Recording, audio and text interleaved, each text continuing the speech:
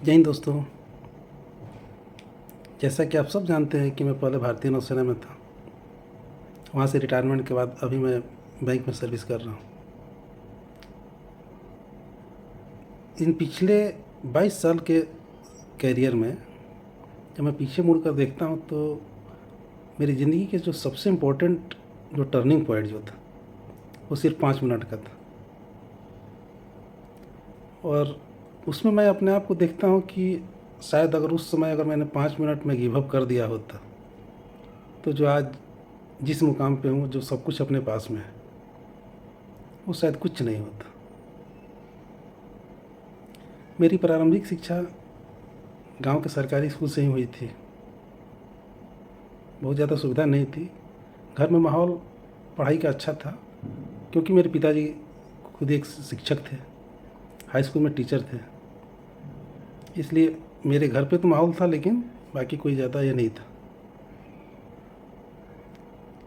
खैर 97 में मैंने मैट्रिक पास किया था, बहुत ही औसत दर्जे से, सेकंड डिवीज़न से रिजल्ट हुआ था।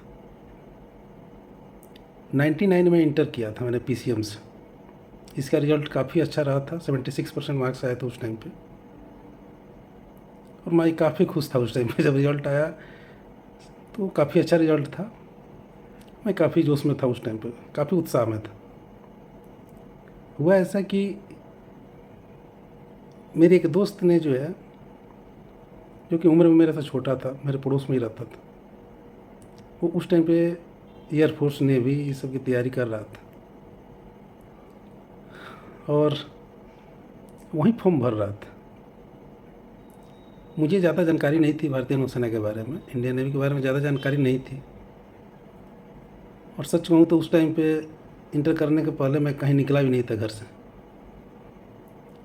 तो चूँकि फॉर्म भर रहा था तो ऐसे मिला, तो बोला कि भैया मेरे पास एक्स्ट्रा फॉर्म है, भरना है क्या? तो मैं ये सोच करके कि चलो इसी बहाने कम से कम घर से बाहर निकलने का मौका मिल जाएगा। और चूँकि अच्छे नंबर आए थे अभी अभी इंटर में, तो मैंने उससे एक फॉर्म ले करके इंडियन नेवी का आर्टिफाइसर अप्रेंटिस का, उस टाइम पे हुआ करता था, 99 जून जुलाई की बात, मैंने एक फॉर्म भर दिया।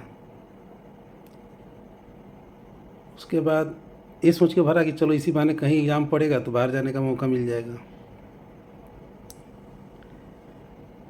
जब कॉल लेटर आया तो 11 नवंबर को मेरा एग्ज़ाम था। पिताजी से बात किया तो पिताजी बोले कि नहीं नहीं, कहाँ जाओगे अकेले, गुम हो जाओगे। क्योंकि उसके पहले सही में मैं निकला भी नहीं था घर से बाहर। और मेरा एग्ज़ाम पड़ा था गया, सिविल एरोड्रम गया में एग्ज़ाम पड़ा था 11 नवंबर 99 को। संजोग अच्छा था कि मेरा एक दोस्त था, उसका भी कॉल लेटर उसी दिन का आ गया, सेम डे सेम टाइम, एक ही साथ में हम दोनों का एग्ज़ाम पड़ गया था। तो उसको जब पता चला कि मेरा आ गया है, तो उसके पिता भी शिक्षक थे, उन्होंने जो है काफ़ी प्रेशर दिया। और प्रेशर दे करके वो चाहते थे कि एग्ज़ाम ये लोग ज़रूर देने जाएं। तो मेरे दोस्त के पिताजी जो है, मेरे पिताजी से बात किए और बोले कि नहीं, इनको जाने दो, एग्ज़ाम देने दो, पता तो चले कि कितने पानी में। फिर उनके कहने से मेरे पिताजी बोले ठीक है, क्योंकि दोनों साथ में तो जाने दो, मुझे क्या करना है। फिर हम दोनों गए गया में एग्ज़ाम देने के लिए। एग्ज़ाम में गए जा कर के 11 नवंबर को हमारे एग्ज़ाम जो 8:30 बजे से थी, एग्ज़ाम में क्लियर किए। एग्ज़ाम का रिज़ल्ट उस सेम टाइम ही आ जाता है, 2-3 घंटे के बाद। उसके बाद जो है जब रिज़ल्ट निकला तो मेरा रिज़ल्ट आ गया और मेरे दोस्त का रिज़ल्ट उस टाइम पर नहीं आ पाया।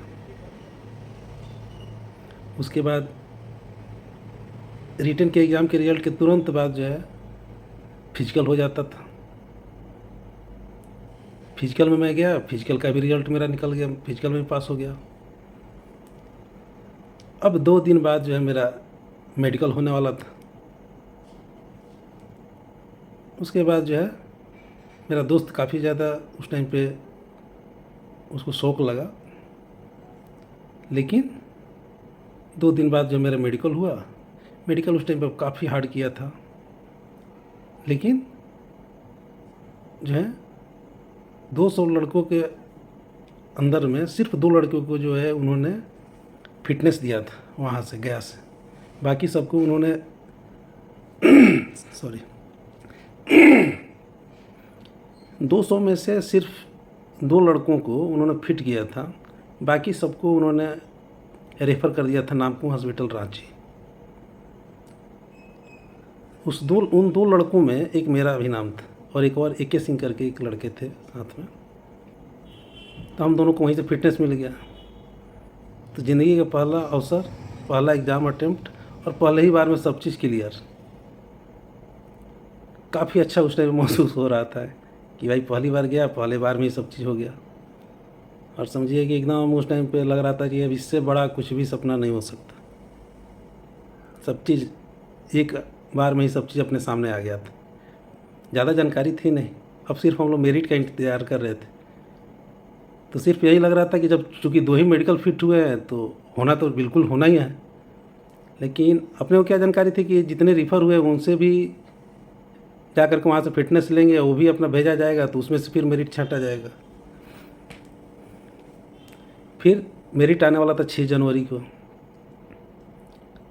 6 जनवरी को के बीच नवंबर से लेकर के 13 नवंबर से 11 नवंबर से लेकर के और 11 नवंबर से लेकर के 6 जनवरी तक का जो समय था किसी सपने से कम नहीं था। ऐसा लग रहा था कि एकदम पूरी दुनिया अपने इसमें। जैसे ही 6 जनवरी को मेरिट लिस्ट बना, मेरिट लिस्ट में नाम नहीं आया। उसके बाद फिर मैं धरातल पे गिरा और ऐसा लगा कि सारा दुनिया ख़त्म यहीं पे। लेकिन चूँकि पहला अटेम्प्ट था और बिना किसी प्रयास के फर्स्ट अटेम्प्ट में ही मेरिट लिस्ट तक जाना और मेरिट लिस्ट से वहाँ से मतलब लौटना, मेरिट लिस्ट में सिलेक्ट नहीं होना, ये अपने आप में क्या था। अब मेरे को वहाँ से फिर अपना ये था कि भाई जब बिना तैयारी के अगर मैं मेरिट लिस्ट तक जा सकता हूँ तो मेरिट लिस्ट में सिलेक्ट भी हो सकता हूँ। जब तैयारी करूँगा तो मेरिट लिस्ट में भी आएगा मेरा नाम। उसके तुरंत बाद जो है उस टाइम पे हम लोगों का, मेरा और मेरे दोस्त जो साथ में गए थे, हम दोनों का एडमिशन इग्नू में हो गया था, BCA में। तो हम दोनों पटना में चले गए। पटना में गए, पटना में जाने के बाद तैयारी हमने शुरू कर दिया था। तो BCA की जब तैयारी हम लोग कर रहे थे तो मेरे जितने भी दोस्त थे सभी दोस्त अपनी तैयारी में लगे थे। हालांकि साथ में वो भी नेवी की, एयरफोर्स की तैयारी कर रहे थे। लेकिन मेरे दिमाग में सिर्फ एक ही चीज़ चल रहा था कि BCA पहले मैं कर रहा हूँ, लेकिन मेरा रास्ता तो जाना है मुझे नेवी में। तो जब भी बात होती थी दोस्तों के बीच तो वो सब मेरे को बोलते थे, यार राजीव भाई आपका इस बार नहीं हो, अगली बार तो हो ही जाएगा, आप तो नेवी में ही जाओगे। अब मेरे भी दिमाग में एकदम ये बैठा हुआ था कि चाहे जो हो जाए, अगला अटेम्प्ट मैं छोड़ूंगा नहीं किसी भी हालत में।